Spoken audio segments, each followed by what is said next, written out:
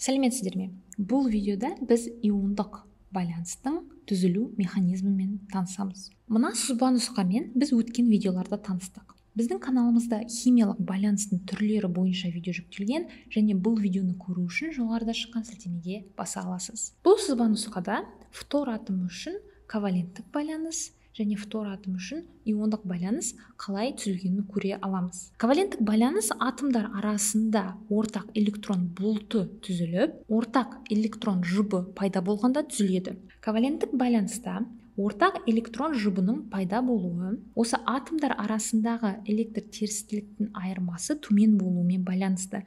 Мысалы, фтор атомында электр терістік айырмасы 0, фтор сутек атомында электр терістілік айырмасы 1,9. Бұл жерде электр терістік айырмасы төмен болғандықтан фтор және фтор мен сутек арасында осы олардың валенттік электрондары осы атом арасында ортақ электрон жұбын түзейді. Нәтижесінде бізде осындай коваленттік байланыс түзіледі. Және біз білеміз, бізде ковалентті полюссіз байланыс бола алады және ковалентті полюсті байланыс болады. Бұл электрон бұлтының қалай ығысуымен байланысты. Алайда иондық байланысқа қарайтын болсақ, бұл жерде литий мен фтор арасында электр терістілік айырмасы жоғары болып келеді. Фтордың электр терістілігі 4-ке тең және литийдікі 1-ге тең. Бұл электр терістік айырмасы өте жоғары болғандықтан фтор өзіне литийдің валенттік электрон толығымен қосып алып, яғни литий өзінің электронын фторға толығымен береді.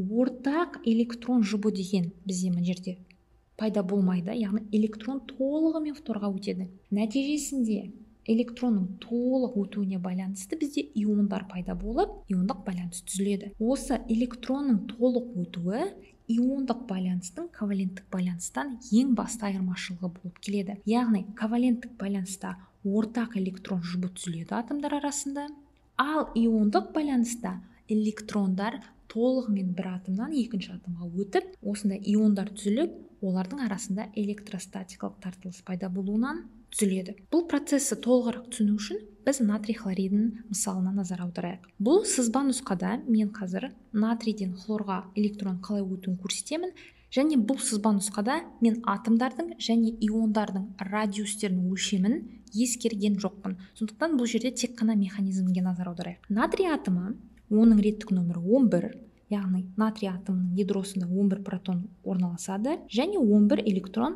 натрий атомының электронның бұлтын құрап тұрады. Натрий атомының бір ғана валенттік электроны бар, яғни мына 3s1 дегеніміз ол осы натрийдің валенттік электроны. Хлор атомында 17 протон және 17 электрон орналасқан, оның валенттік электрондары 3-ші қабатта орналасқан, яғни оның 7 валенттік электроны бар. Оның 6-ауы жұптасқан және 1 электрон жұптаспаған.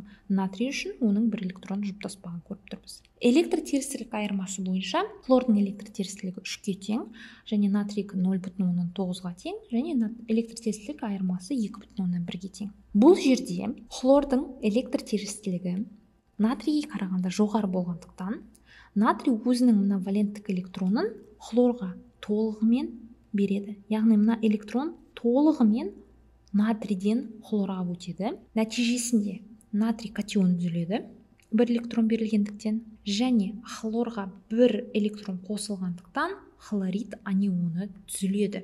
Бұл жерде назар аударатын нәрсе, енді натрий үшін соңғы электронмен толтырылған деңгей бұл 2-ші деңгей, және 2-ші деңгейде ол 8 электронмен аяқталып тұр. Ал хлорид катионы үшін ол 1 электронды қосқаннан кейін, оның сыртқы қабаты да 8 электронмен аяқталып тұр. Натрий үшін оның электрондық конфигурациясы неонға сәйкес, ал хлорид анионы үшін оның электрондық конфигурациясы аргонға сәйкес. Яғни олардың электрондық конфигурациясы инертті газдарға сәйкес келеді. Сонда иондық байланыс дегеніміз оң және теріс зарядталған иондар арасындағы электростатикалық тартылыс есебінен түзілетін химиялық байланыс. Біз физикадан білеміз, оң зарядталған бөлшек пен теріс зарядталған бөлшек бір-біріне электростатикалық тартылыс күшімен тартылады. Сондықтан осы тартылыс бізде осы тартылыстың есебінен пайда болған химиялық байланыс иондық байланыс деп аталады. Иондық байланыс электр терістілік мәндері бойынша күшті ерекшеленетін элементтер арасында түзіледі. Қай элементтер арасында иондық байланыс түзілу үшін сіздерге электр терістілік мәндерінің жаттаудың ешқандай қажеті жоқ. Әдетте иондық байланыс бейметалл мен металл арасында түзіледі. Себебі бейметалл мен металл арасында электр терістілік мәндері күшті ажыратылады. Сонымен қатар иондық байланысқан атомдар, яғни осы иондар иондық кристалл торын түзейді. Мына суретте бізге натрий хлоридінің қарапайым ұяшығы көрсетілген. Қарапайым ұяшық не деген сөз? Қарапайым ұяшық бұл кристаллографияда қолданылатын ұғым. Қарапайым ұяшық не екенін қарапайым тілмен түсіндірсем, ол натрий хлоридінің кристалл торында екі өлшемде немесе үш өлшемде, яғни барлық жақта қайталанатын ең минималды құрылым. Яғни мына қарапайым ұяшық бізде қайталана береді. Натрий хлориді үшін қайталана береді, сондықтан ол қарапайым ұяшық болып есептеледі. Келесі магний хлорид мысалын қарастырайық. Магний хлориді натрий хлоридіне қарағанда кішкене ажырасады, себебі бұл жерде магний хлоридінің эмпирикалық формуласы магний хлор 2. Яғни біріншіден магний атомына қарайтын болсақ, магний атомында 12 протон мен 12 электрон бар.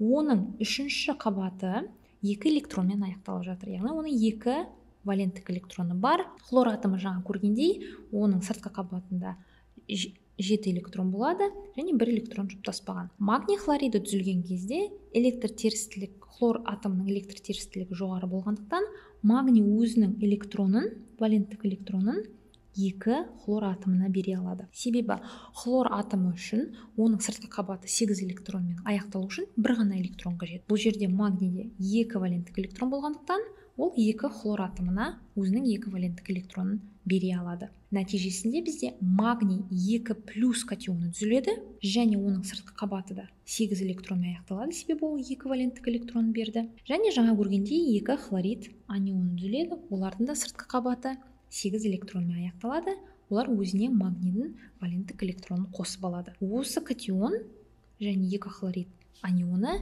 иондық байланыс құрады. Және магний хлоридінің кристалл торы оның гидраттану дәрежесіне байланысты. Магний хлоридінің қарапайым ұяшығы мына жерде көрсетілген, яғни көріп тұрсыз, мынау қарапайым ұяшық, және осы қарапайым ұяшық бізде қайталана береді. Және көріп тұрсыз, бұл кристалл тор натрий хлоридіне қарағанда басқаша болып, яғни иондық кристалл торларының құрылымы бір-бірінен ажыратылады. Енді қорытындылайтын болсақ, иондық байланыс бұл оң және теріс зарядталған иондар арасындағы электростатикалық тартылыс есебінен түзілген химиялық байланыс түрі.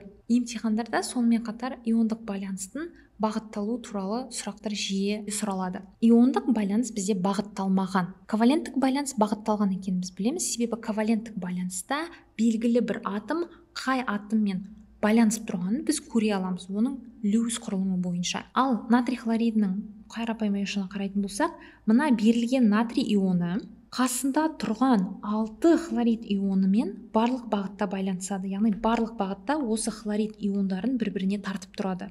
Неге 6? 1, 2, 3, 4, 5 және бер жақта 6-шы хлорид анионы орналасады. Яғни натрий катионы тек қана белгілі бір хлорид анионын өзіне тартпайды.